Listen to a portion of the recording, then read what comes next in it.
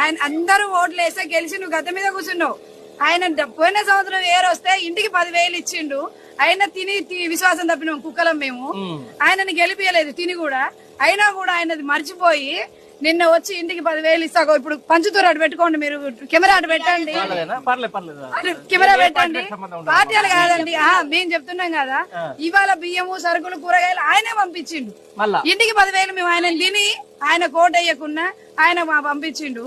మేము నువ్వు నీ డబ్బు నువ్వు ఆయన కంటే తక్కువే ఇచ్చినావు. అయినా నీ కోట్ వేసినావు, మాకు సిగ్గు లేదు కాబట్టి. అయినా నువ్వు గెలిచినావు, పండుకున్నావు.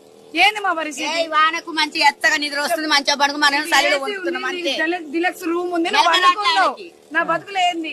మమ్మల్ని బాగు చేయమని అడగట్లేదు. గతంలో ఇట్లాంటి వరదలు వచ్చినప్పుడు ఎట్లా ప్రభుత్వం ఎట్లా చేసినాము? సహాయకాలు మంచిగా చేశారు. నైట్ బండ్లు పెట్టారు. పోయిన సంవత్సరం ఏరు వచ్చినప్పుడు నైట్లు డీసీఎంలు పెట్టారు, బండ్లు పెట్టారు. ప్రతి ఒక్కరు వచ్చారు.